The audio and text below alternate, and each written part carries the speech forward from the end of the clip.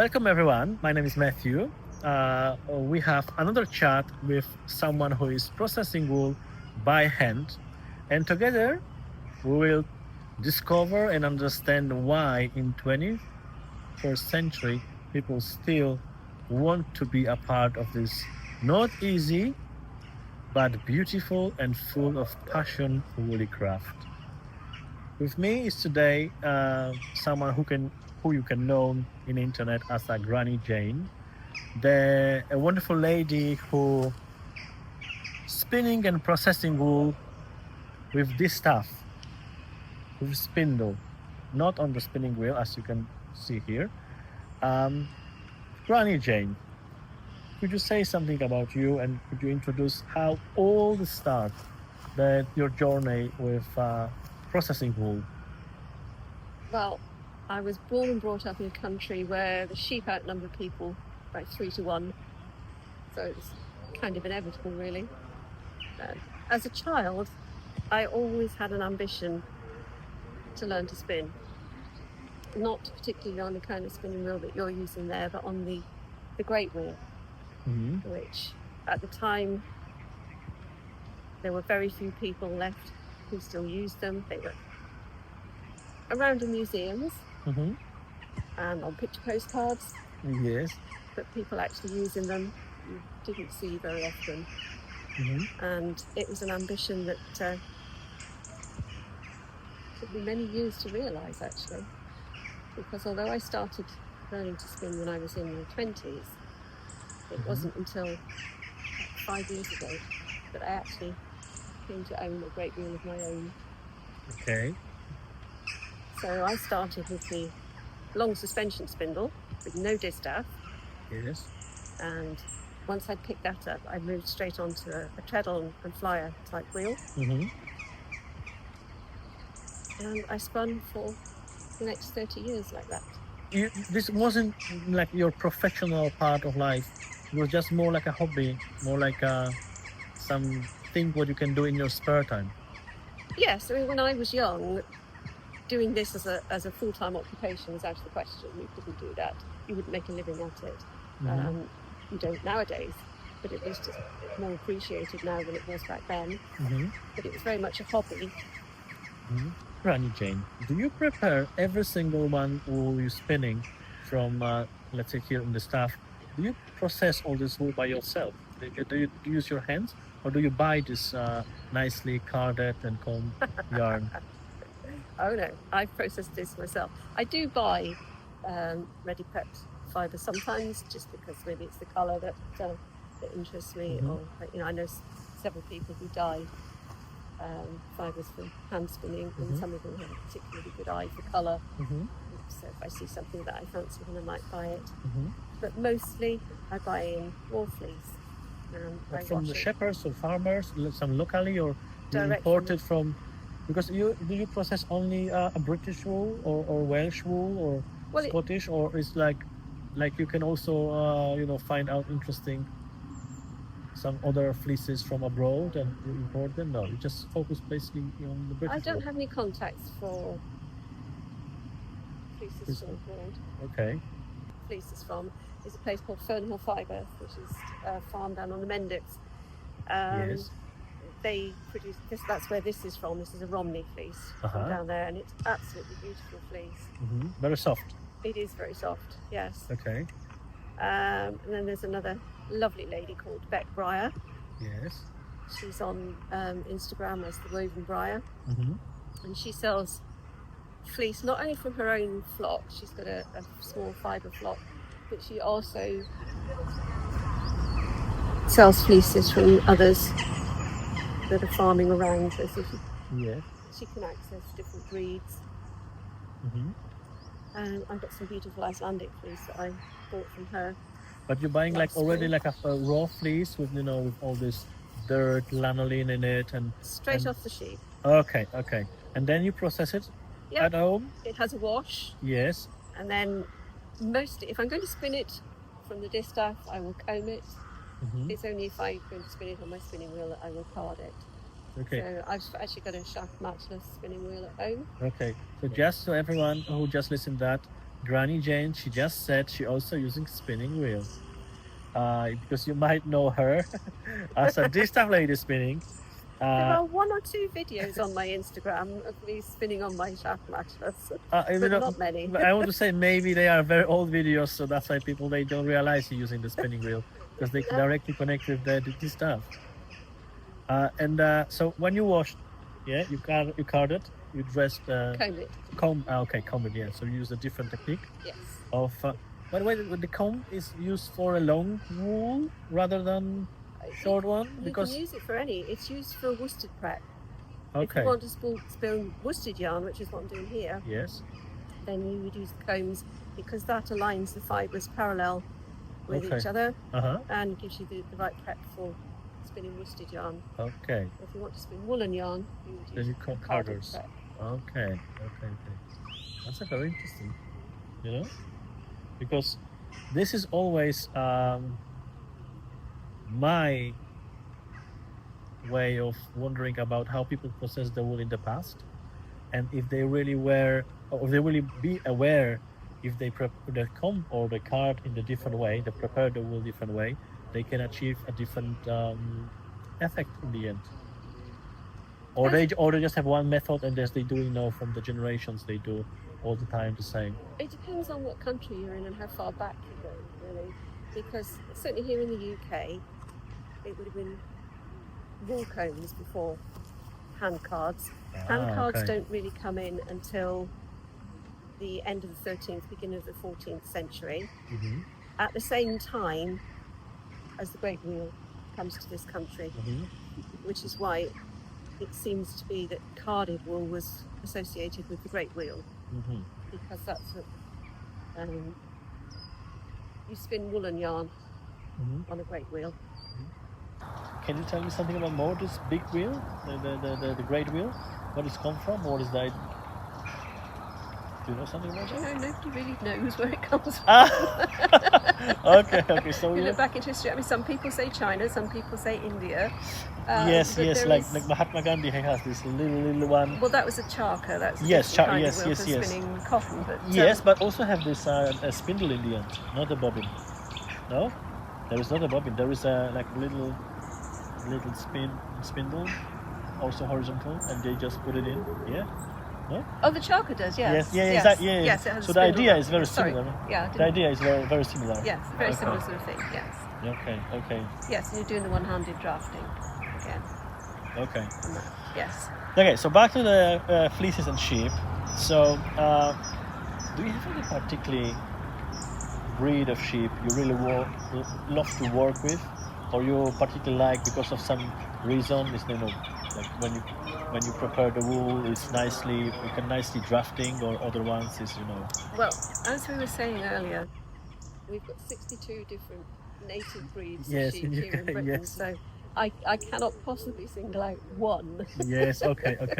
I have lots of favourites, Okay. and if I were to have, But did you work with all of them? No. not yet, Okay, because 62 is quite a lot. not yet. I'm not far off it. Okay. I'm not far off it. I've got some of my breed samples here to show you later. Yes. So yes, I've been working on a breed sample study over the last couple of years, Yes. and I think I've probably got a sample of all the British breeds now, but there's still a bag full at home waiting to be spun. Okay. So I haven't actually worked with all of them just yet. but- Okay. So how did you get to all these fleeces? Because I just imagine you have to contact so many different shepherds, farmers, or you have to know. Nope. No. You just have to contact one company. Oh, one company. Yes, there's a Okay. company called Benridge Woolworks, Okay, and they do what they call a breed study box. Oh, okay. And you can contact them and purchase one of these boxes with a sample Okay. of everything that they've got in stock. Okay. So all over the country they have a. Okay. Okay. So as to which ones I like working with, I absolutely love working with this Romney. This Mhm. is beautiful. Fernhill Fibre also do a Romney Shetland cross, which again is a lovely fibre to work with. Mhm. If I could keep sheep of my own, then my little flock would definitely have some Portlands in it. Okay. Yes. Because that's a lovely, it's a really good all-round fleece, that one. Mhm. It would probably have some Romneys in it. It would definitely have some little Wesson sheep in it. I don't know if The you've heard French of one, Wesson, the French, breed. the Yes. smallest breed on the planet. Yeah. Yes. Okay, from the Exactly. little tiny Um, island on the Brittany. yes. Yes. Yeah. Yeah, Okay. Okay. Okay. that's right. They are lovely sheep, and their fleece is absolutely gorgeous. Mhm. I was visiting it's kind of an animal sanctuary. I think they had lots of owls there, Mhm. and they had lots of farm animals as well for Yes. children to pet. And I noticed they had these little sheep, and they've What's recently been shorn.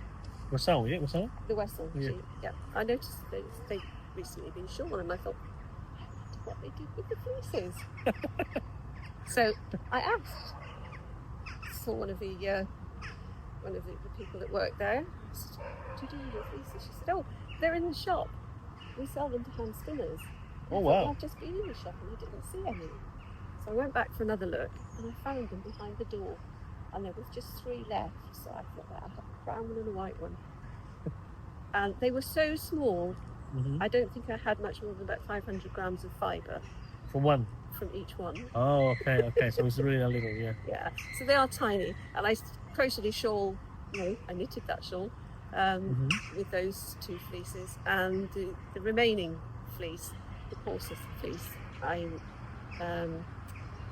spun some thick yarn and used it as a rug, Mhm. as Mhm. rug wool. So I've got a little rug on the floor in my flat. Mhm.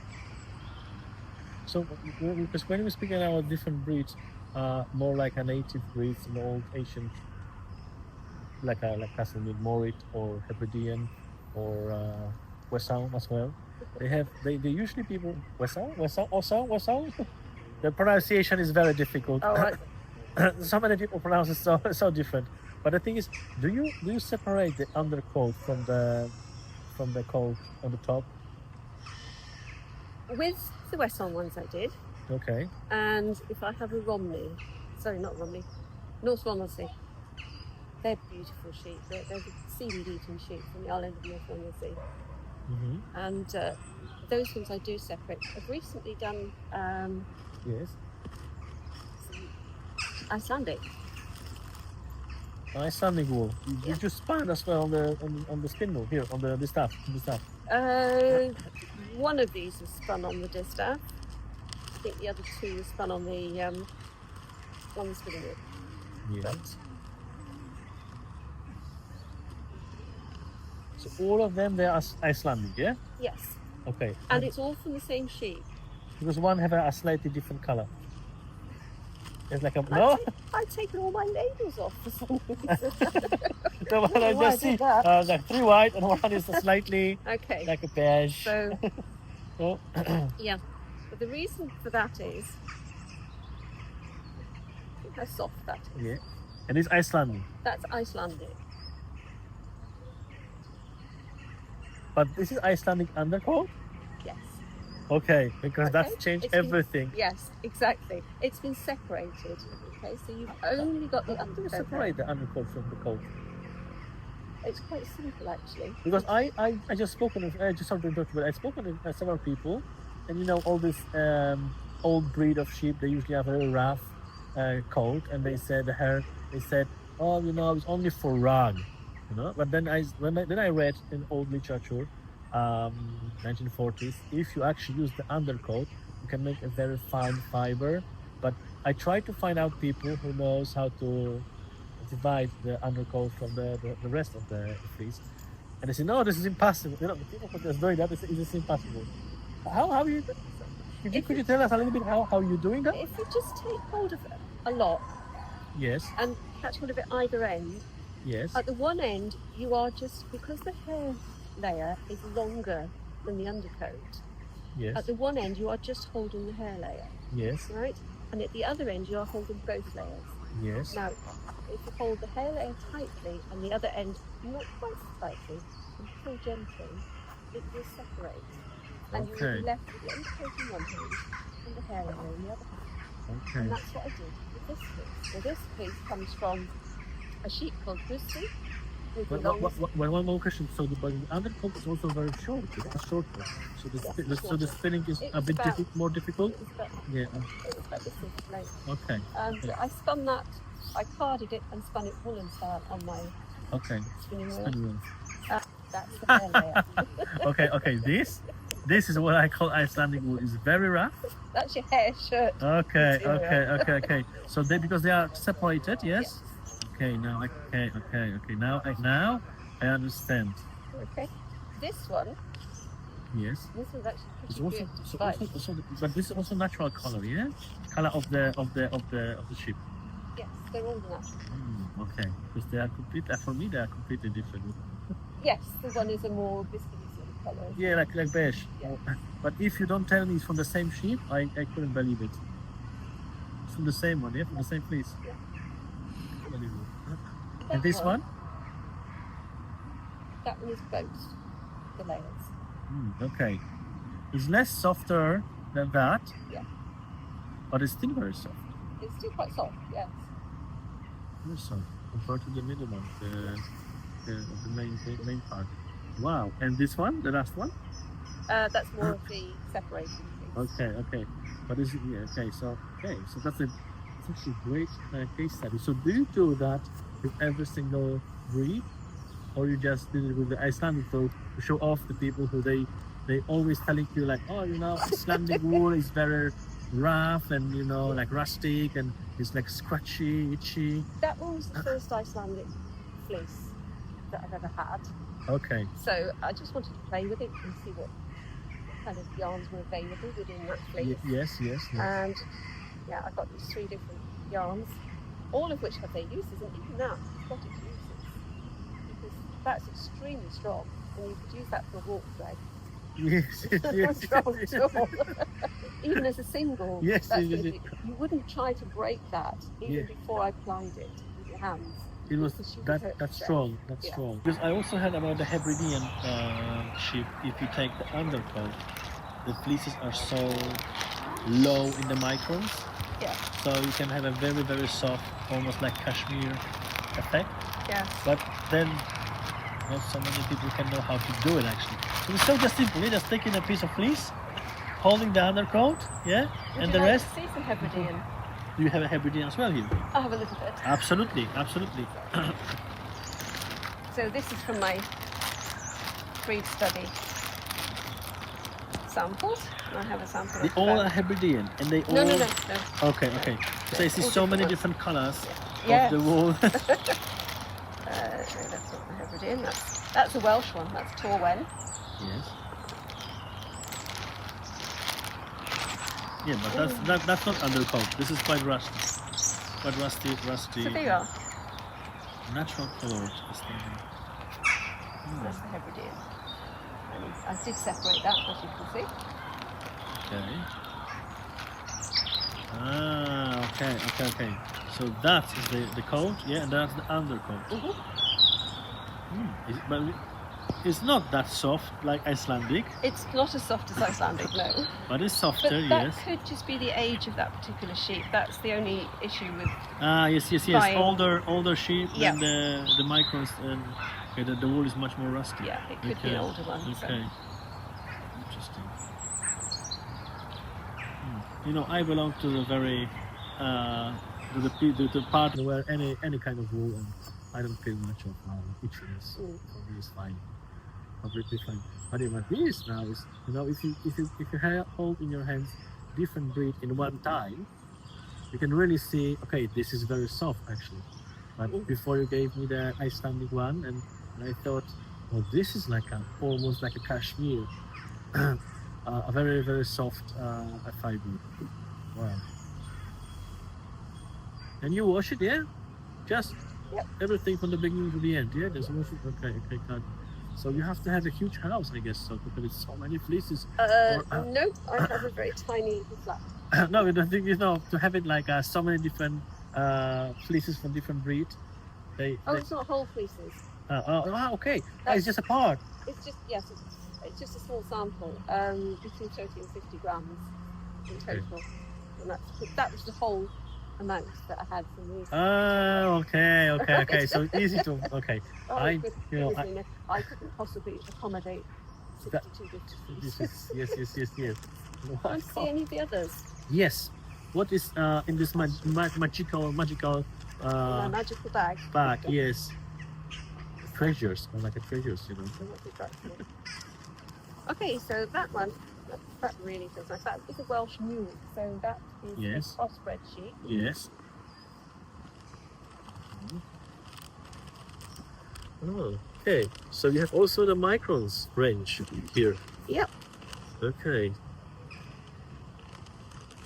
Oh. This is very soft. Mhm. See, in the worldly world, people that who don't actually sit in this environment, they always telling me the wool is very rusty, roughy, scratchy, itchy. But they think only the merino wool is the best.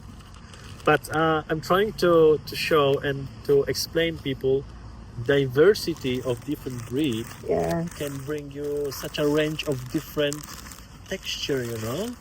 This is, I mean, this is unbelievable how many different breed of sheep can bring such a range of different natural colors. One really wonderful.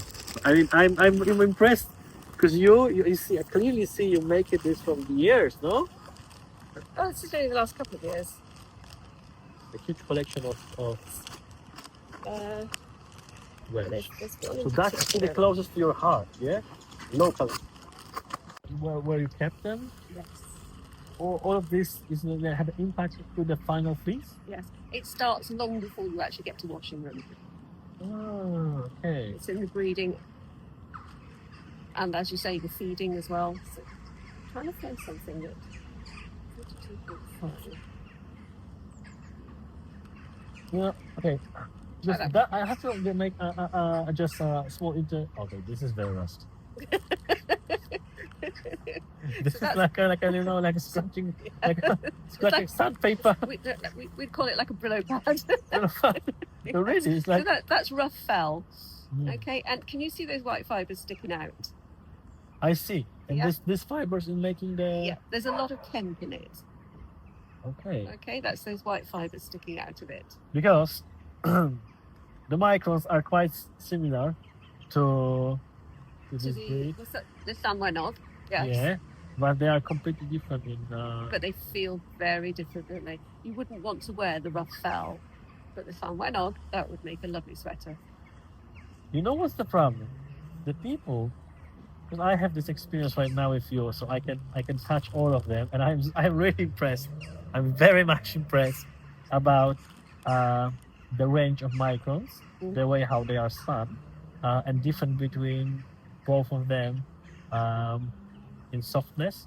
But people they don't have a chance actually to go to explore that.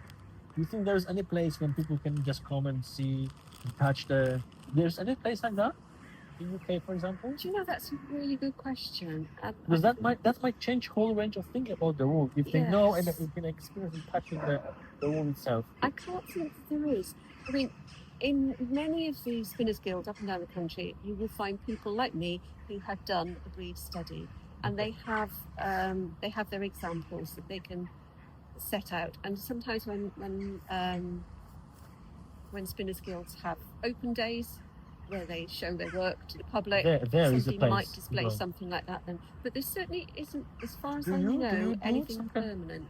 Yes, but do you do also something display like that? No, Do you going around the country and showing? No, no. no. Maybe you should. Well, if I were invited to, I Okay, would, but- because this is it can really change the people Mhm. thoughts about people think the wool.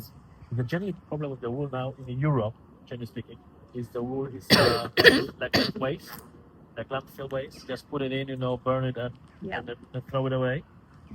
Many years ago, I was on holiday Mhm. up in the north of England, and we climbed England's highest mountain, Scafell Pike, Okay. And as we set off, we walked through a farmyard, and piled against the wall in the farmyard were fleeces.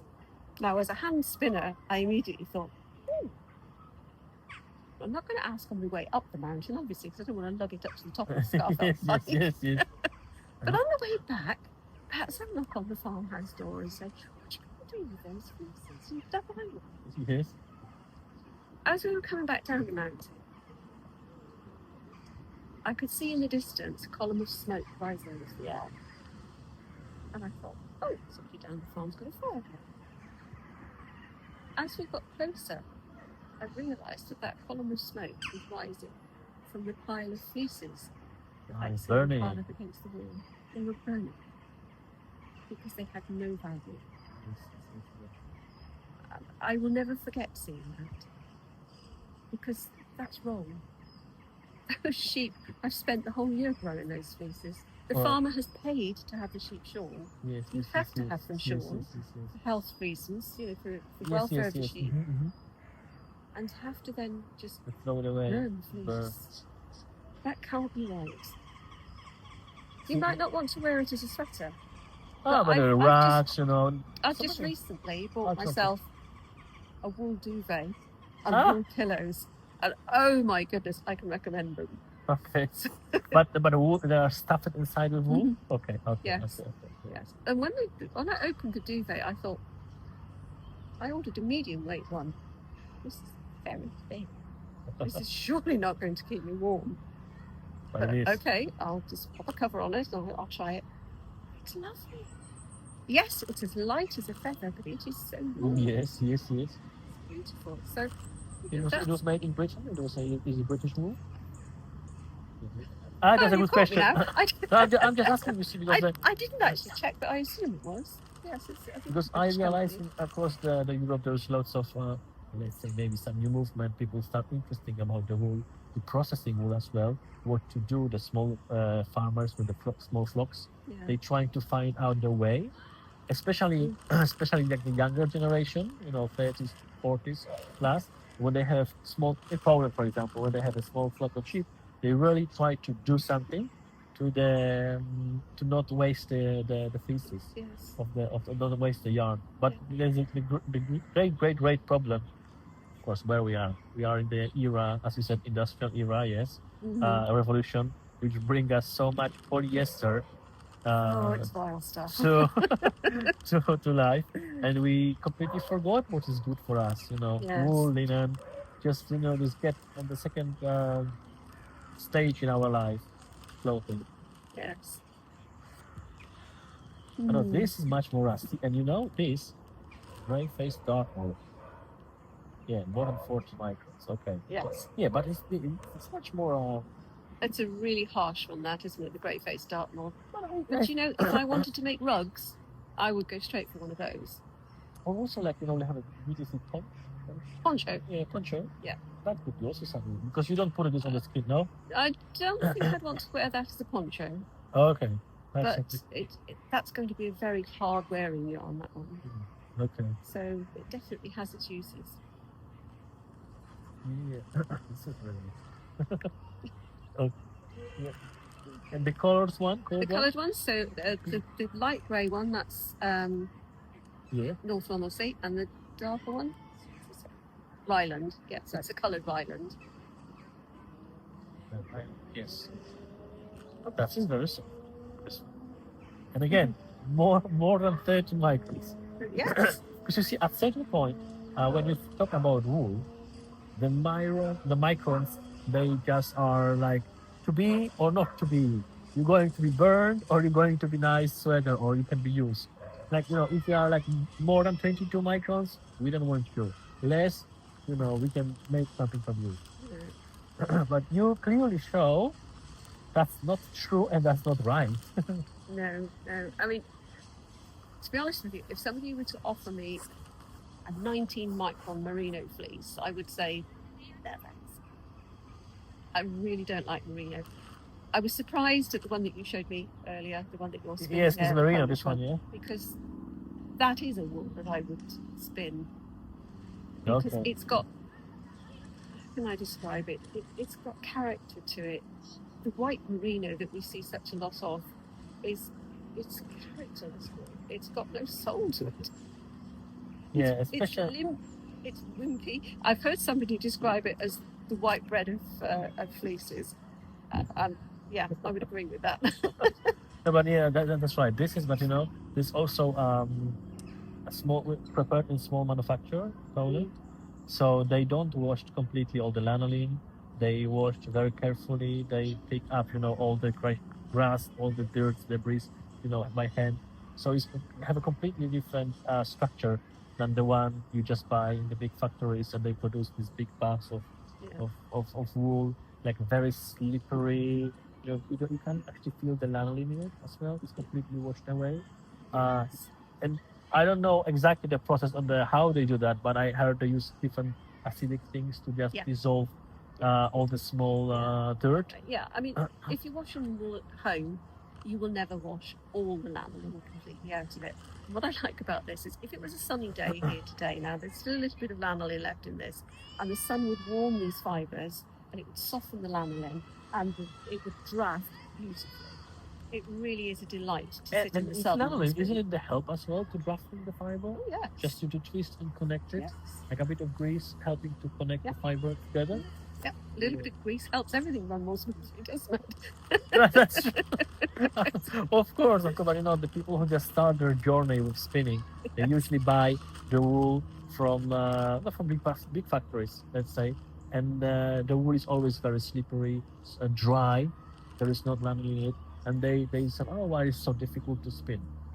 Because it's not the way how supposed to you do. You should start with the spinning, You see, this is why when you come to our Distaff spinning workshops, I like to wash and comb the fibre that you're going to use myself, rather than buy commercially prepped stuff, because I know that this drafts a lot nicer, a lot easier Yes. than the ultra clean stuff. You buy commercially. Sterilely. This is the Rolls Royce of fibre for Distaff spinning. Yes. You know, we were talking earlier about sheep with multiple horns. Oh yes, the Jacob or the Hebridean. Hebrideans, and this one, the Manx Lockton, which can have Yes. up to 6 horns. So This one, with the 6 horn. Okay. that's, I don't know whether that particular sheep has 6 horns, But it's also natural color. that's Yes, natural colour. Yes. Okay, because I have to tell you, when I span this merino, Yes. the final effect and the touchiness and softness is like that. Is it? Yeah, it's a very similar. Yeah, very similar to this. Lovely. And there's also a span on the spinning wheel, not on the spin wheel. To be honest with you, it was spun so long ago I can't Okay, remember how alright. it was spun. Okay. That's one of my really old samples, that one. And the staples lengths are very long. In 12 fact- centimeters. Very long. I think that fleece was probably one that I bought actually on the Isle of Man, where the Manx Lockton comes from. Okay, but this is so soft, really. It is. It's lovely. I It's a think beautiful I fleece. think because of this all the industrial revolutions, we completely forgot what is the real wool actually. Well, they have a touch of the real wool, Yes. Yeah. I think we have And the color is And then- absolutely stunning. that one, which has got some bits in it. That's a Shetland. That's a Shetland. So- The famous Shetland. The famous Shetland, which comes in so many different colours. It's also very soft, Yeah. Like really, I could have a jumper from it. Yes. Well, like I said earlier, Directly- this is all Shetland.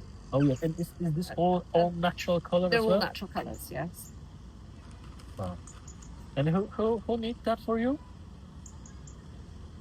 It's crochet. Oh, who? Evil crochet. Yeah? And I Oh. crocheted it myself. Oh, you did it. Yes. Okay. And the yarn for this was all spun from the distaff. None of this is machine. Okay. it's wheel Okay. spun. Okay. It was stunning. It's really stunning, Yeah, I feel $1 million when I wear it. But I mean, really, you're looking very, very, very like a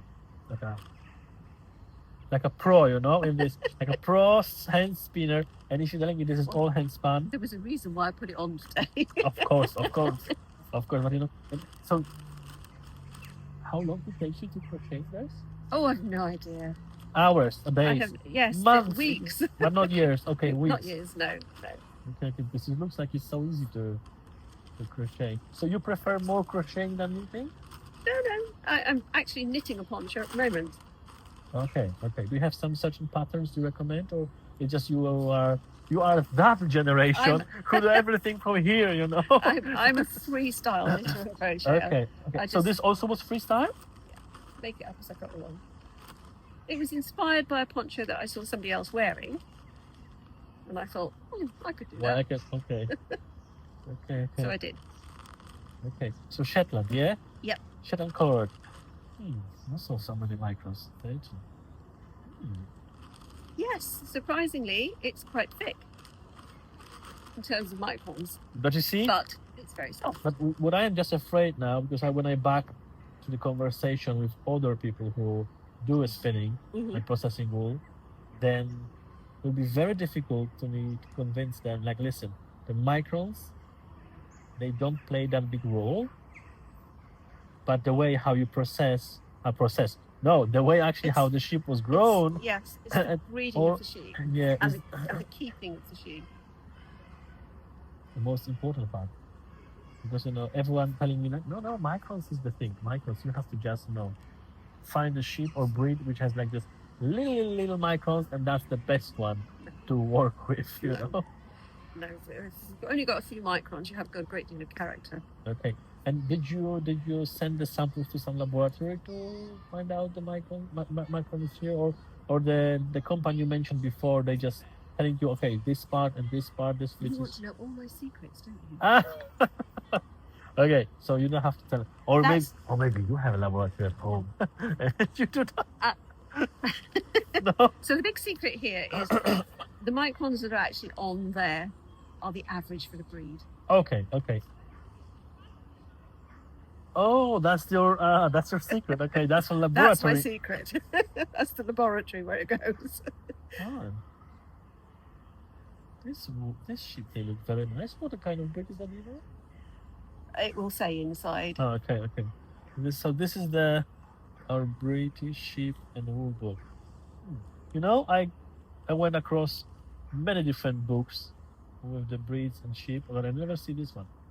It's produced by the British Wool Board, Okay. and it is just simple, basic information on the breeds. Okay. I like this picture, The historic. Someone is shearing the sheep, yeah. Yeah. Okay. I got it. Yes. So they already checked everything Yeah. with the. They have a Micro range. website too, and all of that is on their website, including more recent breeds as well, because obviously there are still more breeds being developed at schools back behind you. That's the one you also The mentioned Ryland, before, yeah? yes. Okay. They look very fluffy. Yeah, they look like teddy bears. Yeah, exactly like teddy bears. Yeah. No, the book looks really interesting. I think I have to find out later. They are very Just look wonderful. on Wensleydales. They're incredible. But- And their fleece is gorgeous. But because when I'm driving through UK, so many different roads up and west and south, I never get across this breed on the field. I think it's very rare, no? Like There aren't as many of them nowadays as there used to be, obviously. But they are around still. the one that looks like rabbits as well. Oh yeah. Oh, you think they look like rabbits? No, there's another one which looks like rabbit as well. Look up the Border Leicester. Have a look in the index in the back. Yeah, Border Find the Leicester. Border Leicester. Border Leicester. Border Ray, Border 53.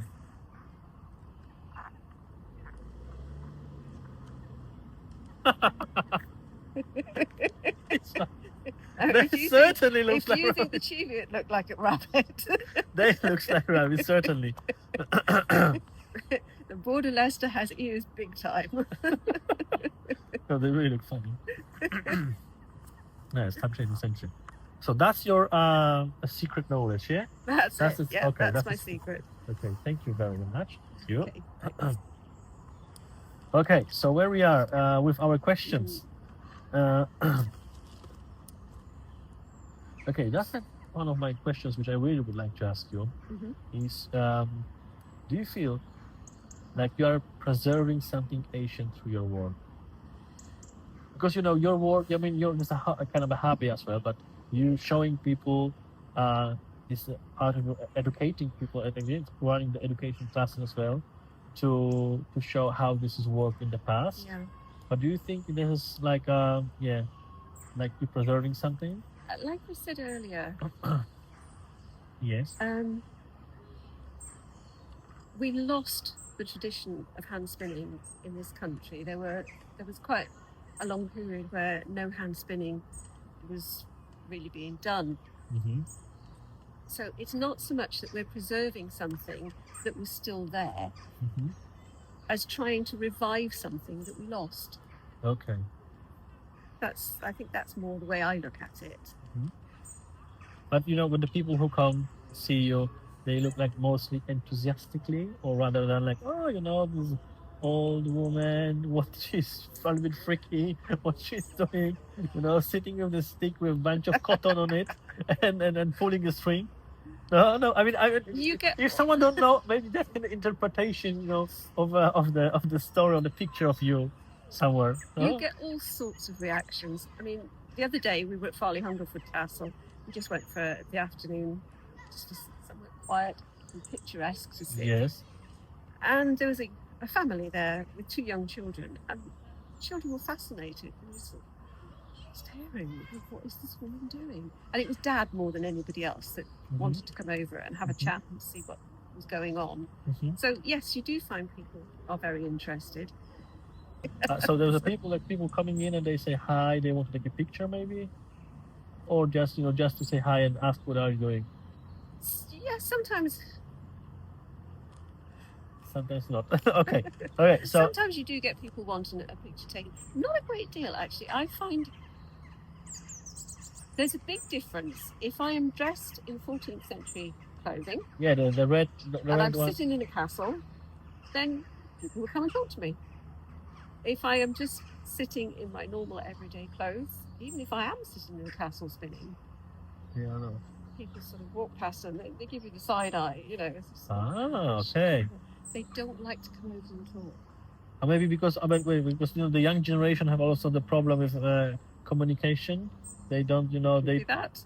It could be that they're just being too British about it. Okay. They Okay. don't like to disturb anyone. Okay. Just quietly pass and observe. In fact, it's That's interesting. of the very few people that do come over when I'm just sitting, as I say, dressed in normal clothes. Yes. The majority of the ones that come over to speak to me are, if you'll excuse the phrase, foreigners. So Okay. they are not British Yeah, they are. people. Yes. They are Yeah. interesting. What are you doing? Yes. Yeah. You're trying to. They don't mind asking, and I don't mind being asked. No, I just imagine if you're sitting in the castle, so you clearly want to go out to the people, show how this looks like, and maybe to to inspire someone, and But okay. But we also that's the ultimate aim, isn't it? Is just to inspire other people. exactly. But we also know you're running. If someone want to, can find you on Instagram, on the Facebook as well. You can find me on Instagram and on Facebook. Okay, Granny Jane. Yes. And send you a private message, and then they have a one-to-one class or just I do teach teaching the one-to-one or small groups. So I can teach a group Yeah. of up to 3 in my local yarn shop. Yeah, and the people who come into your classes, they are very exciting. Or because I remember that I found you also long time ago. And like, wow, this woman is amazing. Yeah. The way how she's actually my spinning wheel. That's the story. This is my first spinning wheel, very first spinning wheel. Mm-hmm. And I bought something with this spinning wheel, which I didn't know how to use it, and I didn't know what it's for. So there is, you see this little piece of wood? Okay, you take it off, you put it in, and this stuff Yep. up, and I have this stuff for so long time, but I used to spin, from my knee like Yes. this, because that I was taught in Scotland. So you're just doing drafting fiber from your knee. Okay, so when I saw you first time, how you're using this stuff, I said, oh my God, I think this is the thing what I have with my spinning wheel, with the custom style spinning wheel, I have to find out how to reach the place you are teaching people, and I was really exciting. I was really exciting. So the other people when they come I into your could tell classes, how excited you were when you messaged me. absolutely, absolutely, I was really exciting because I thought, my goodness, this guy is so enthusiastic. and the other people they are not that much like just coming and it's like okay, this is. Matthew, I can honestly say I have never met anyone quite like you. Oh, thank you, thank you. But I'm really crazy about fiber, so maybe that's why. Oh, it And comes through. and you actually show the things you're teaching the things, which is really, I would like to say, extinct. Like the way how I mean not the way the way how you spin from this stuff is I was looking extinct like the dinosaurs. The dinosaurs passed away long time ago, and the people who spin Yes. with this stuff they passed away. So everyone who is teaching spinning on the wheel, they don't use this stuff anymore. They No. don't use this stuff. I tried after I met you. I tried to put this stuff back here, address this stuff, but it was quite difficult for me to just keep it like that and pull it. I found it difficult. What were you spinning? Wool? Wool, just wool, and just for Use linen. it for flax. For flax. Do you use it? That's what it's for, rather than wool. Okay, I spin only flax once in my life. I don't have much experience with plant fiber, but it's a bit different. It is. It's a very dry fiber, Yes. and it's like very slippery as well. So, any tips? Any advices? Wet it, or wet your fingers. Okay, wet my fingers. Okay. So So what do you mean like wet? Like spit on it, or what do you mean like? that was the traditional way to do it. Spit But in if it. you see what comes out of flax when you boil it to scour it at the end of once you spun it, Yeah, I just you won't want to be licking your fingers when you're handling it. Okay. So you have like I have a little pot of water, okay, like and a I just- mug or jug with the water. just a little pot, and I just dip my fingers in it. Okay. And it smooths the fibres, and it activates the pectins that are in the fibres. Okay. And it helps to stick it all together and make a nice smooth thread. Okay. And also you're spinning the flax on this stuff rather than Yes. spinning wheel. So far I have. I suppose one of these days I will decide I want to spin it a little bit faster than I do. I mean, I find out the spinning wheel is very fast way of It is. just producing.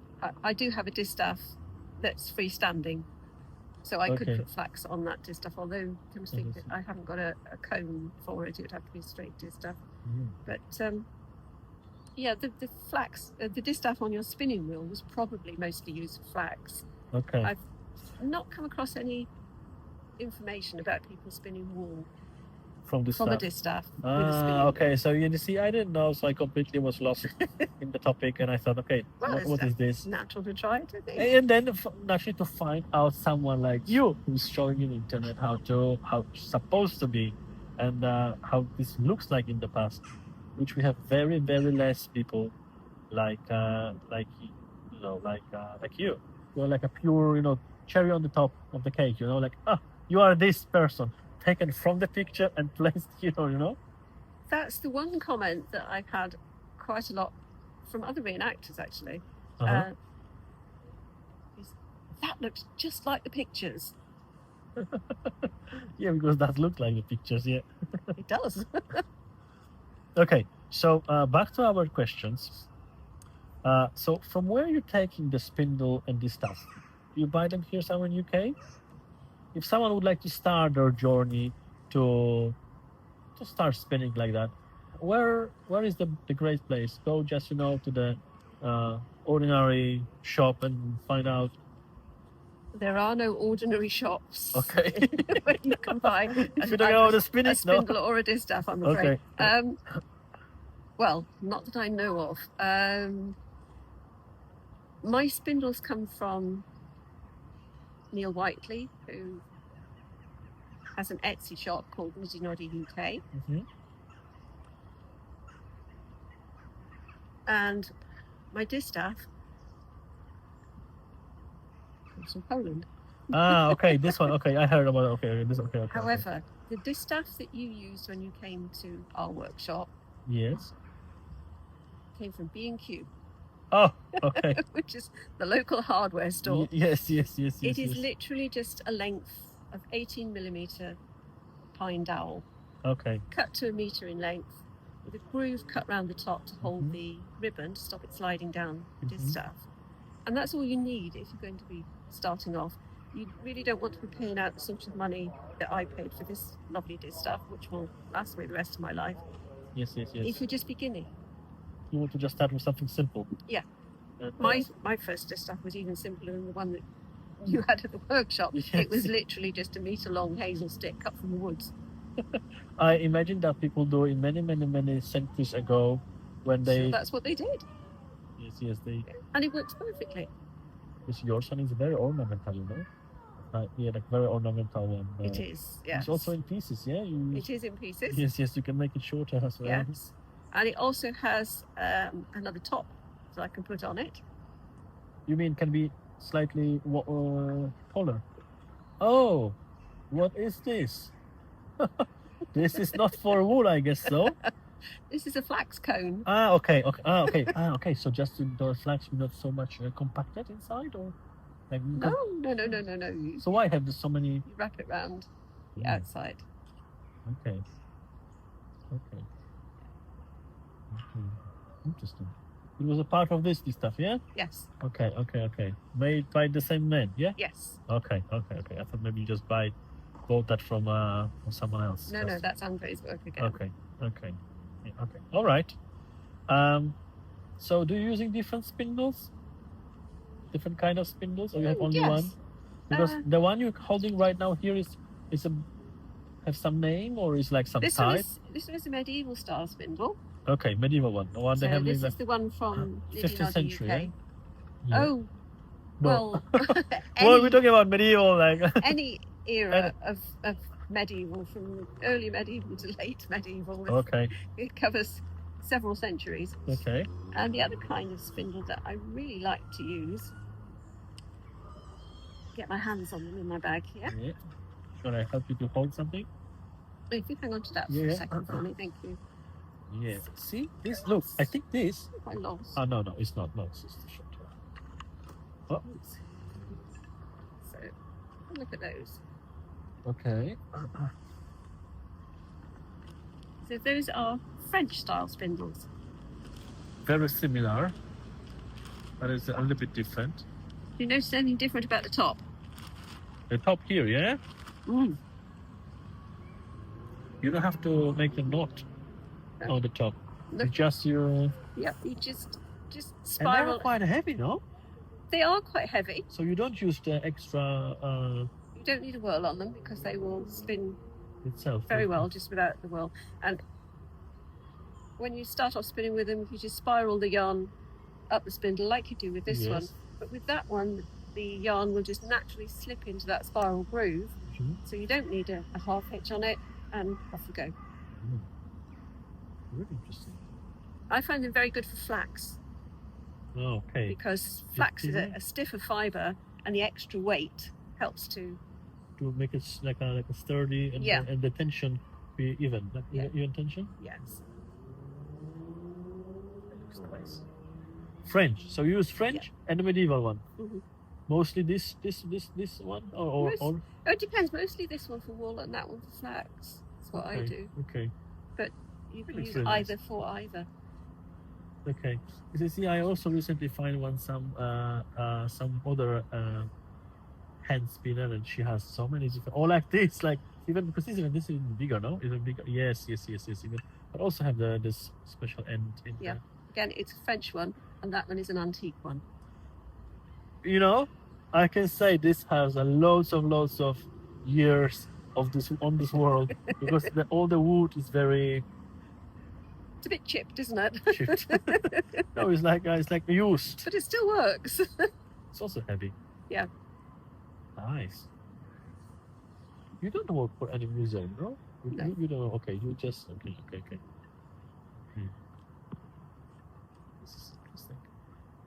I wouldn't mind working for a museum, but I don't live that close to any. like textile museum. Well, that would be lovely. Any textile museum, Granny Jane, she's free. She can work Monday to Sunday, no day off. No, of course I'm joking. No. But you'll be very good to explain people how all this works. All right. So I just give it this to Pat. You ready? Yeah. Okay. So you always Look at the face. spinning here in the castles, or sometimes you spin in a different places as well. How is I'll it? spin How is anywhere, but it's just to spin? There was a public. Just recently there was a spinning in public. oh yes. Yes, and you went also somewhere outdoor. Oh, To that's a spin. place that you ought to go to sometime. Somewhere here nearby, no? It's down in Cardiff. It's on the outskirts of Cardiff. It's Yes. St Fagans National Museum of History, Okay. and they have a small woolen mill there, working woolen mill. Okay. Wow. Thought that Okay. might interest you. Yes. That, yeah, of course. They keep sheep down there. They grow flax down there. So it's next to Cardiff. Yeah, it's on the outskirts. Okay. Yeah. Okay. If you Google it, you find directions for getting there. And what this place is it's what we call an outdoor museum. So it has houses from many different eras and areas Yes. of Wales Yes. have been dismantled, taken there and reconstructed. Okay. And it also has things that are a little more conjectural. Mhm. So Mhm. roundhouses, and there's a hall. It's like in Scandinavia, in Sweden, it's called like a Skansen, when you have like different houses taken apart and built in Yeah. a certain area. Yeah. So you can visit those houses from different period or. Yeah. Yeah. Okay. So Yeah. in next to Yes, all. very much that sort of thing. Okay. yes. Okay. Yeah. And there is actually another castle there. It's not as old a castle as this one. So Uh-huh. it's more like a stately home than a castle. But St Mhm. Fagans Castle is there, and all these other houses are in the grounds of St Fagans Castle. Mhm. They have lots and lots of different buildings there. There's a pub that has recently been opened there, which came from a location in Cardiff. Okay. They have a village cockpit, Mhm. which is the place where cockfighting used to take place. Yes. in the old days when- Yes. Couples were pitted against each other. Yes. Which is still common in some places in the world. They do that. Still do that. They still do in places. Yes. What else have they got? Now, why did you choose this place to go there? Sorry, Why you choose this place to go there? Because you sit there as well and spin in the public, yeah? it was for Worldwide Spinning Public Day. Yes, I was going to come here, Okay. but then I checked their website and found they had a big event on. Okay, so that's why you So- went there. Okay. No, I'm not going to bother to do that. So I just went down to St Fagans, and I thought, I'm sure I can find somewhere there where I can sit and spin in public. Yes. So I did. Okay, all right. Okay. Mhm. Yeah. In Wales, we've got lots of castles, and I'm a member of Cadw, which is the Welsh Heritage Mhm. Society. I've got a Cadw card, so I can get into And the castle. the castles In for here. free. Okay. Yes. Of course. Of course. Well, you, not any castles, but any of the 44 that they own. yes, on the list. Yeah. Yeah. So obviously, if we're going for a day out, it's an ideal place to go, just to the castle. Yes, Or an yes, abbey, Tintern Abbey, which Yeah. is just up the road from here. Mhm. That's another beautiful, tranquil spot. To sit and sit spin and the day. spin. Yes. And it's just nice to go and sit there among these historic places and Mhm. spin. Just back to the wool. I have a question. I'm going to change a bit the topic Mhm. because I want to ask you. So, when you spin, you always do a 2-ply wool for your No, projects, Not or necessarily. sometimes you move like 3-ply or 4-ply even, or If I'm or if I'm just gonna singles? weave- Yeah, if I'm going to weave with it, I might use singles. Do you weaving? A little bit, not a great deal. Okay. Um, You have I- some big loom or like? I don't have the room for a big loom. Okay. That's all right. Okay. I have a small warp-weighted loom, Mhm. which needs attention, and I have a 32-inch rigid heddle loom, Yes. which needs rather more space than I've got, so it doesn't come out very often. Okay. It's hide, yeah? It's hide somewhere in the corner, okay. Yeah. So I'll do 3-ply yarns as well sometimes. I do bring some. Okay, so when you do understand, that's kind of going to be interesting for people who try to spin their own wool, because often they say, "Oh, I would like to spin my own wool to just make a jumper or make a socks." Do you think that's a really tricky question? If you have more ply in your yarns, is better for usage, like for socks, for example, and you have like a 4-ply wool, it's more sturdy and can stay for longer, or it's just it's a matter of twist in the yarn, a matter of twist in the single. For socks, I like to use a 3-ply yarn 3-ply yarn, okay. because if 1-ply wears through, you've still got 2 others. Okay. Okay. All right. Okay. Whereas if you've got a single ply, I mean, I wouldn't use a single ply for socks anyway because It's too soft. well, it's 2 things. Fragile. You need to put, for it to be hard wearing, you need to put lots of twist into it.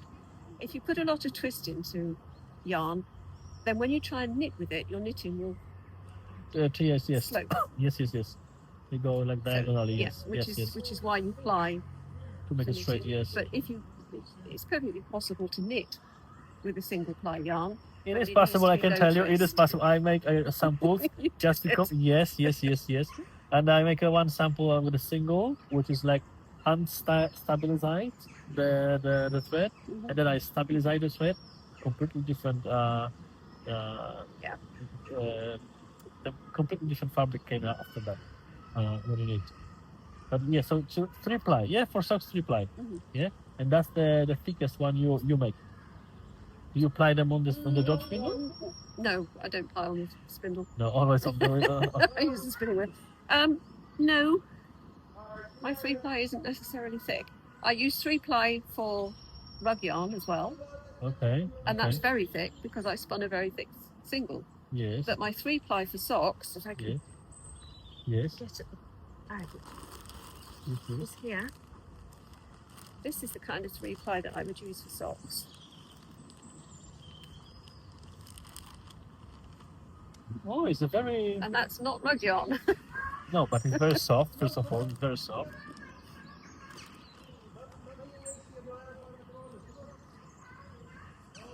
It's a very thin, like very thin, Yeah, it's a very fine Sometimes single. people they do a single like that thickness with that thickness. Yeah. Oh yeah, it's a thin one, yeah. Yeah, so there are 3 plies on that And that are finer than what I'm spinning here now. Okay, and a very beautiful color. Gorgeous, isn't it? What does it say on the label? I know it's like from the sun, color of the sun, no? It's chamomile rummy. Yeah, Dyer's chamomile. That's the chamomile. Yeah. Do you dye your own yarn as well? Yes. Okay. Yes, all of these are ones that I dye. Okay, but is this all the natural dyed, or you use Yes. some chemical? No, all natural. Mhm. Come on, Granny Jane, you want to tell me you dyed this with natural color? It's cochineal. Cochineal, yeah. So how you do that? How you just making? Okay, another thing is I have some experience in natural dye, but you have to have lots of space. You have to cook. You have to what? No, you have to What? prepare the big Space for? pot because you have to prepare the big pot with the dye stuff, then stay overnight. Then heat, leave it on the side, to cool down. No, so much work. No, that's what the internet said. That's people in the internet said, maybe instead of teaching how to spin with this stuff, you should teaching people how to. I have a 20-litre pot which I use for mordanting Yes. so that I can get as much yarn as possible into it. And then once it's mordanted, I usually dye in smaller quantities because I split each batch up to do several different colours. So I've got 2 6-litre pots that I use to do the dyeing. Mhm. And if I need to leave the yarn in the pot to sit for a while, I just put it on the back of the stone, leave it there. Okay. Okay. And all this, because this all rainbow. It's all rainbow here. I can't believe it. It's really like I would like to say, and I shouldn't because maybe this is an insult for you, but it looks like very like commercial yarn. But not really. The colors are like you're going to the shop, the yarn shop, and you're going to find all these colors like that. Yeah, so often you see people saying, "Oh, I've just dyed this with whatever that I foraged from somewhere," Yes, and exactly. it's a pale, wishy-washy colour, and you Yes, look yes, at it exactly. and you think, "Well, what colour was it originally?" Because it just looked white to me, or slightly dirty white. You can't call that a colour. They call this a Natural dyes- pastel. Plant dyes are not wishy-washy colours. Okay, so you really take only the plants, which you really know, yes? Yeah. Okay, so they were well known through the centuries. They were used for as a dyeing plants. Most of them, yes, if you use the Okay. centuries. Some of them are, I suppose, historically speaking, they're kind of new to us here in this country because they are plants that have come from elsewhere in the world, Mhm. like Coreopsis, for instance. It's Coreopsis, I know Coreopsis very well. I'm the gardener, so yeah, so I know the Coreopsis. But it's a very And beautiful that's- flower. it is, yes, very pretty flower, and gives you a stunning colour. Which one is Uh, Coreopsis here? So it'd be one of the yellows.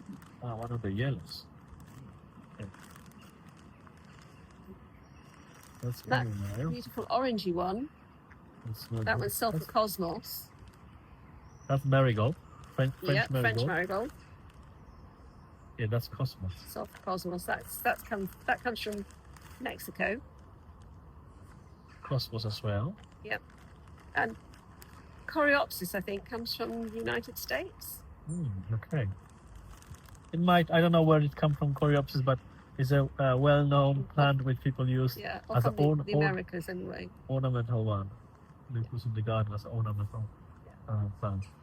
So you grow those plants in your garden itself, or you're just going to different parks and collect them? No, I grow them.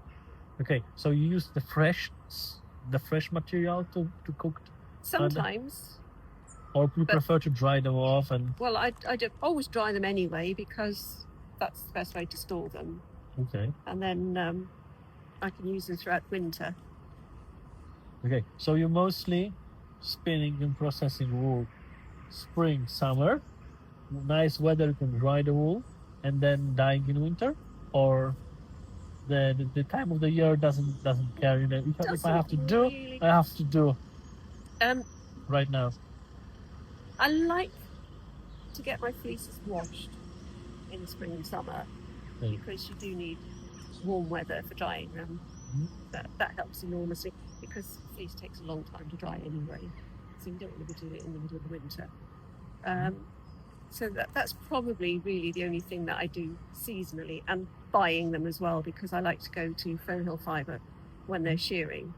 Mhm. They have an open day when they're shearing, and you can go along and buy fleece, stock up for the year. Mhm. Although you'd probably do something like Like open day, you can just buy any kind of fish there. you can buy whatever they've got. Okay, anyway, we've got okay. Yes. Yes. It's an open day to sell their own fleeces. Mhm. There might occasionally be somebody else who's got a few fleeces there, Mhm. but mostly it's fleeces from their own fibre flock. Mhm. But their fibre is absolutely gorgeous. Okay, so you're preparing that for what? For your next projects? Or No. you're selling that? For selling. So you're going to a different part of Wales or England or No, I'm going to my local places? yarn shop. My local yarn show, sorry. Show. Mhm. Okay. So there are many of them here around? Well, okay, let's say someone watching that and saying, "Oh, Granny Jane, I want to buy this yarn from you." Where I can find you to buy, let's say, some of your yarn? That's a tricky question because perhaps in every single part of the year you are in different place. Yeah? No, I'm really? always in the same place, but Oh, okay. I don't have anywhere online where you can Okay. buy it. But if someone just texted to you, send you a message via Messenger or Facebook, Yeah, I could. not really. Well, only if you're in the UK. Okay, okay. Yeah, like shipping just domestically, not abroad. Yes. Okay. Yeah. Mhm. But I applied for a stand at my local yarn show for next April, and I was successful. So that will be my first. Okay. My first yarn show for many, many years, shall we say. Because you did it before, right? You stopped it, and then now you start again. I did 1 or 2 craft fairs. They Okay. weren't specifically yarn shows. Did a few craft fairs. Trying to sell hand-spun yarn, but that was back in the days when there wasn't any real appreciation Okay. for hand-spun yarn. But now So- people, they're looking for that kind of, They do now, handcrafty. yes. Yeah, they are able to pay even more for that yarn as well, Yes. just because they know it's come from this particular place, or it's processed by this particular Yeah. person. Because the biggest drawback to trying to sell hand-spun yarn is that you simply cannot charge what you should be charging Yes, for it, because it It's a just lot makes of work. it possibly expensive. Yes. So if you think that the national minimum wage is something like, is it £12.44 an hour, something like that? Around 12 yeah. You know, if I were to charge that, Yeah, amount of work you have to put it in Yeah. to make one skein of that yarn Yeah. is you can't compare with anything. yeah, you can't even charge for the time it takes to spin it, let alone the time it takes to go and buy the fleece, to wash the fleece, Yes, it is. comb the fleece, to dye it, to grow the plants, to dye it with. It's impossible. Suitable for jumpers, maybe for racks. The people, they don't like the wool because of the lanolin. They have allergy for lanolin, which could be true, but lanolin is also used for creams, skin. Lanolin allergy is actually extremely rare. Okay, that's also people telling me. Mm. It's very difficult to really find someone who actually have the allergy for lanolin. But do you know they use the lanolin to the creams, like a hand cream? I've got a beautiful lanolin hand cream at home. Exactly. So you imagine for Love some it. people Yeah. they say it's allergy, but other way, like making moist, moisturize your skin. Yeah. Yes. It's not so much the myths surrounding wool that I would like to see dispelled. It's more that I would like to see people gain a full appreciation of the qualities of wool, of its insulation properties, of its fire retardant properties. The Campaign for Wool put up a very interesting video on Instagram. I don't know if you saw it. I actually reposted it because I was so impressed by it. Mm-hmm. It was two carpet squares. The one was synthetic material, the other was wool. The burning. Did you see it? Yeah. The burning, yes. And yes, they burnt it, that's right. And so they had this blowtorch on both of these pieces of carpet. And the synthetic one started to melt. It started to Yeah. it caught fire. And the flames were leaping up, and there was melted plastic dripping off it. Meanwhile, the woolen one scorched Mhm. and smouldered. No hole appeared in it. At the Yeah, end that's of the a- test, there was this huge gaping hole in the synthetic one, and the wool one was Barely, just yeah. scorched. Yeah. You see, okay, so you think people should just appreciation of the wool itself, yeah? How important it is for us. And the qualities that it has, the ability to regulate temperature, and the fact that it can absorb up to a third of its own weight of water Mhm. before it starts to feel wet. Mhm. It's an incredible fibre, and that's really what I would like to see, is people beginning to understand just what a wonderful fibre wool is. I mean, all those millions of sheep that wear it, they can't be wrong, surely, can they? Yeah, business. But do you think there is any way how we can bring to the people this knowledge by like this campaign, or It's- education, or it's through campaigns, isn't it? Education campaigns like groups like the Campaign for Wool Mhm. and British Wool and all that sort of thing, Mhm. and just as individuals, just talking to people and telling them, It's wonderful. what is important Yes. for us? A natural fiber, not a synthetic Yes. one. Okay.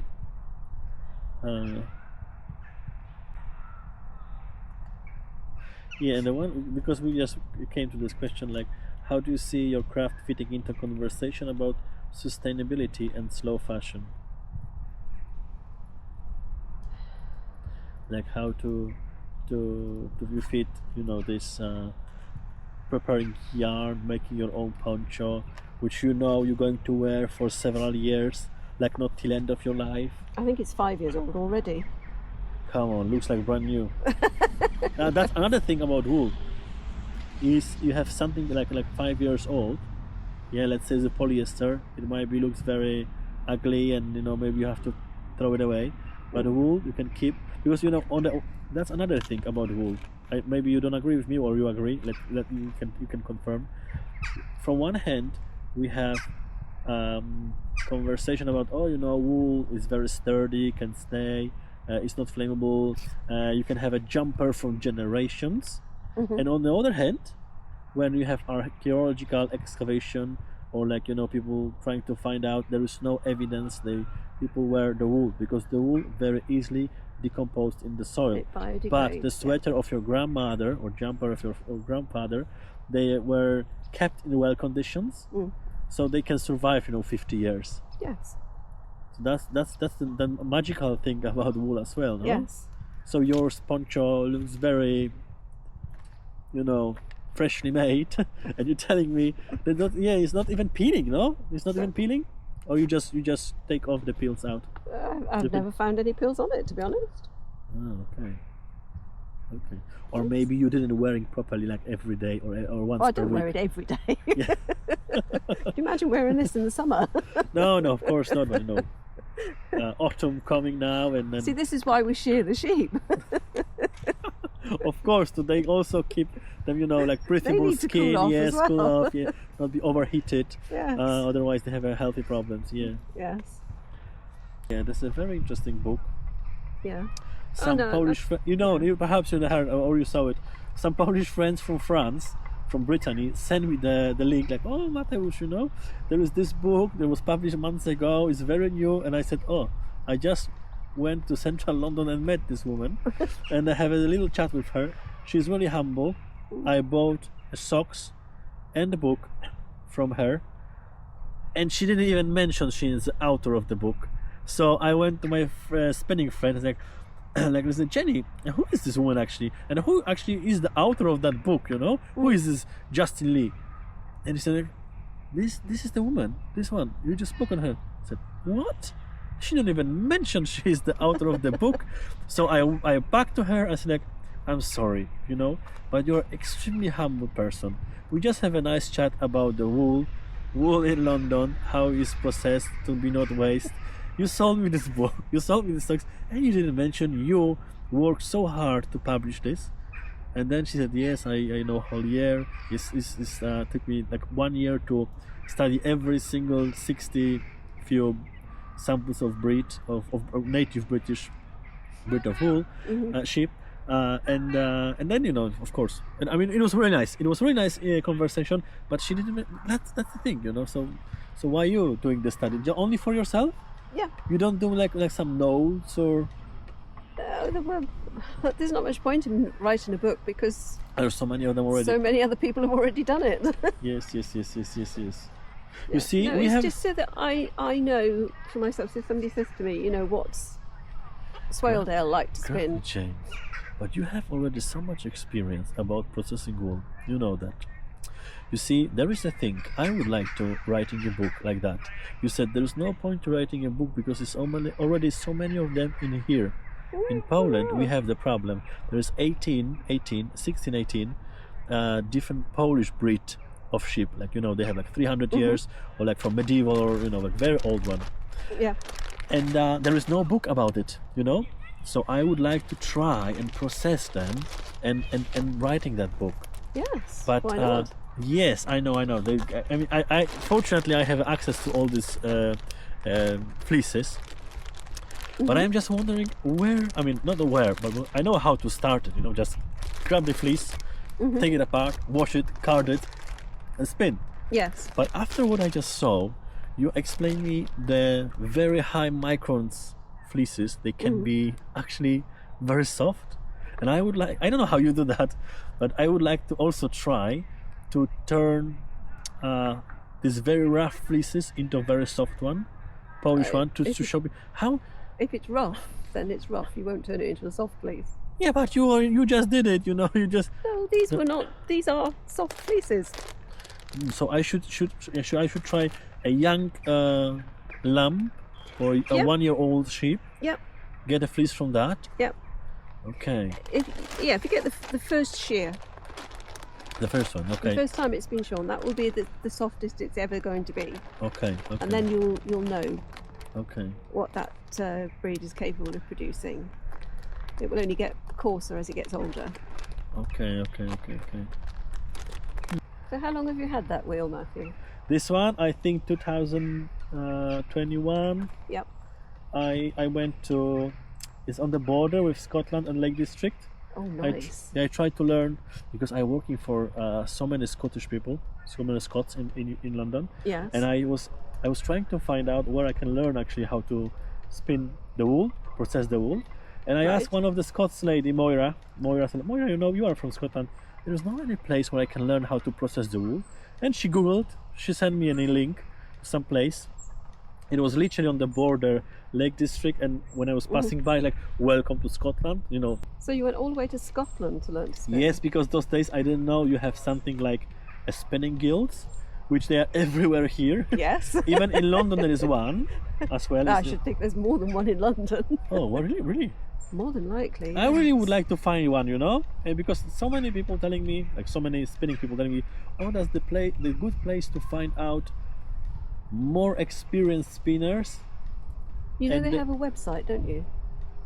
They have a website, the The, spinners. the Association of Guilds of Weavers, Spinners and Dyers Yes. have a website, and they Okay. have all their guilds listed on there. Okay, see, Okay. no one told me that. So There you that's go. that's very.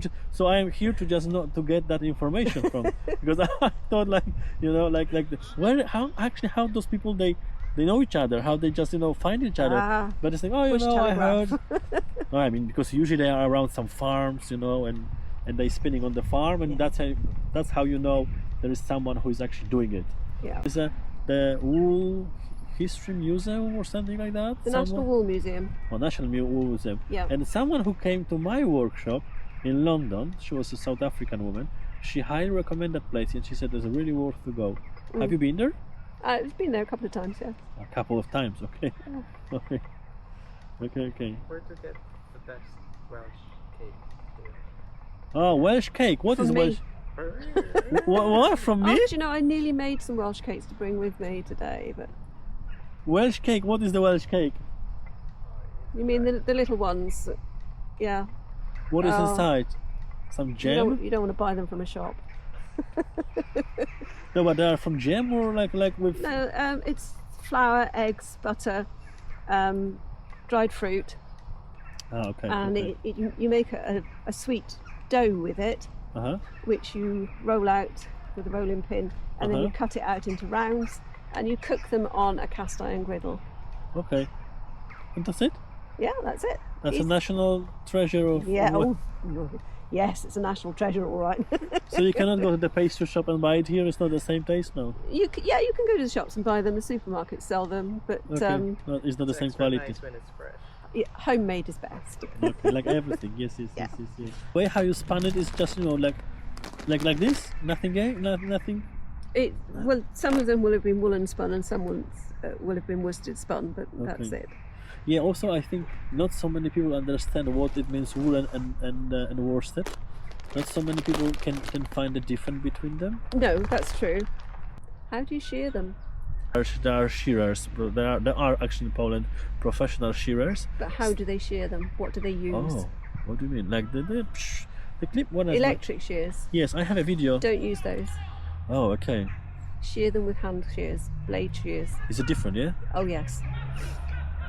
With the hand shears, you leave a short amount of fleece. On the sheep. It does, because you just imagine with the, the fleece, you leave a short amount of fleece, and then you cut it out into rounds, and you cook them on a cast iron griddle. And then you cut it out into rounds, and you roll it out with a rolling pin, and then you cut it out into rounds, and you cook them on a cast iron griddle. No, not those. Okay. Okay. Not those. You need to go to Berry. Yeah, but this guy is shearing 500 per day. Yeah. There's different story. I don't like to see that sort of Okay, thing okay. because I don't like the way the sheep is treated as a commodity, and they just get that Commercially, fleece off as commercially, quickly yes. as they can, shove it out the way, grab the next Yes, one. yes. You need to go to Fernhill Fibre. I Yeah, don't Fibre. remember how many sheep they have, but they're flock numbers in the thousands, Mhm. and they are all shorn with hand shears. They are all clipped. Right? Yes. It leaves a layer of fleece on the sheep. It's like going to the barber's and having your hair cut, rather than having the barber go over it. It is like make a bolt. razor, and Yes. you end up with a crew cut. Yeah. So Yes. that gives, you can shear them a little bit earlier then. And what they tend to do is they shear them before they lamb. A lot of people shear after they've lambed, but they shear them before they've lambed, so they're not weighted down by this heavy fleece at lambing time, and they have a better time of it when they Yes. are giving birth than if they've got this heavy weight of fleece on them. But because the shearing leaves a short layer of fleece on them, they can shear them earlier in the year, and they've still got a protective coating that keeps them warm and helps to keep the sun off them as well if it's too sunny. And the sheep benefit from it. Their fleeces get better year on year because they've been blade shorn rather than mechanically shorn with electric shears. Okay. So And if you've only got 4 sheep, did you say? yeah, exactly. That's easy. But you know, Definitely the way to go. the man I mentioned, the shepherd I mentioned before he passed away, he gave me 2 big bags of Hebridean and Border fleeces, and he shorn them by hand. Yeah. He said 150 sheep, and I'd asked him like, how are you going to do that 150 sheep to shear? Oh, it takes me several weeks to do it, you know. Yeah, he's gone. He said, okay. He said it takes me several weeks to shear 150 sheep, but I'm going one by one, you know. Very interesting. Very interesting. Very slow. Come slow down process. to Fernhill Fibre in March. Okay. Can you? I will in the March. I will remind you. I can send you details. Okay. Yeah. Okay. Hopefully, I'll It's be somewhere running a here in distaff the area. workshop there at the same time. But that's Okay. when they have. I think that's when they give blade shearing lessons in March. Ah, and they're then in showing how to. Yeah. And then in September they have a blade shearing tournament, and they have blade shearers from all over Europe coming, and even Australia as well, coming to shear their sheep. Okay. But also what I heard is like it's taking much longer the shearing with the blades. It does take longer. Okay. It does take longer, but for the quality of the fleece, that's why I keep going back there, because their fleece is a quality that I've not found anywhere else. Okay. All right. I'm really in. I will come. I will come to see. I even consider to go to Scotland again to just learn how to shear the sheep. But if you're telling me You don't need to go to Scotland to learn how to shear a you sheep. see, but the thing is, I don't know anyone here to do that. I know only the people in Scotland, because the Scots in London, they telling me, okay, Matthew, I have a family next to Edinburgh, 50 miles away.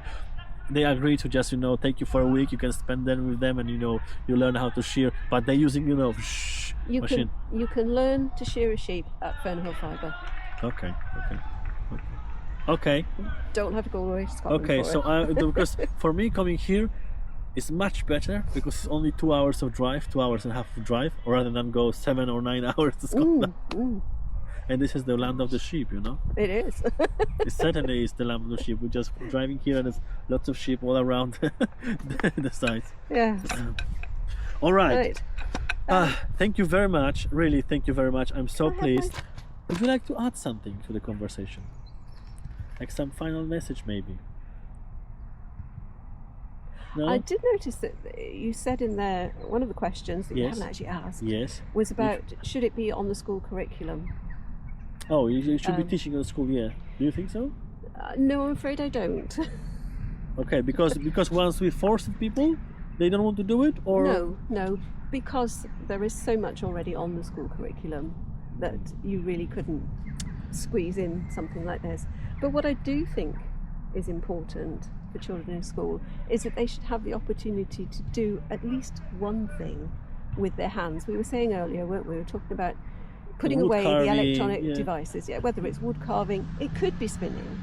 Yes, yes, Right, I yes. would certainly wouldn't make it a compulsory part of the curriculum, but there should be some sort of handcraft on the curriculum because of all the positive benefits that doing this kind of thing can bring. The amount of satisfaction that you get from producing something with your own hands cannot be measured, and it's so good for your mental health. And it would be good to see more people doing something with their hands, learning to do something. And then whatever craft it is you come across, you'll have a greater appreciation for it because you know how long it takes to make something with your hands. You know how long it takes to become good at making something with your hands.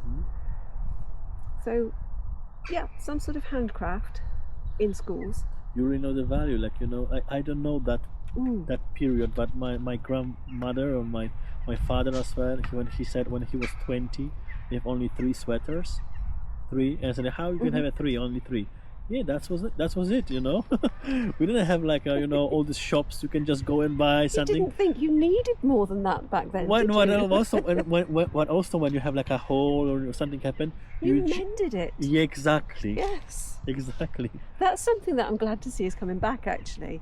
Mending is becoming a very big thing these The days. people, instead of throwing away, just Yes. trying to You can yes. actually do workshops now on how to mend your clothes, which I True. think is wonderful. True, It's long true. overdue. So, Granny Jane, thank you very much You're very welcome, Matthew. for that wonderful chat about wool, for everything what you showed me here, and the most important part, what I remember from this conversation and from this experience, it will be the wool and the microns. They are not the same thing. If the wool is more than 22 microns, it can be definitely very soft. Yes. And usable for a jumper instead of just thinking it's just a you know, wool for a rag, or you can just throw it away. Or And even over so- 30 microns, don't reject it. Just yeah, because exactly, it's a high exactly. number. The brown, this one, Yeah. the brown one there. It was the Manx Lockton. yeah, this one, yeah, on the That was- Isle of Man, yeah, there's the Isle of Man. Sorry? The Isle of Man, yeah, you bought that in the Isle of Man. Oh, from the Isle of Man, yes. Isle of Man, Yeah. okay, yeah. Isle of Man. Is that- Yeah, it was very soft, and this is more than 30 microns. Yeah. And the natural color brown is stunning. Yep, 30 to 31.5. Yeah. Yeah, just over 30 microns. Unbelievable. Yeah. So, thank you very much. You're welcome.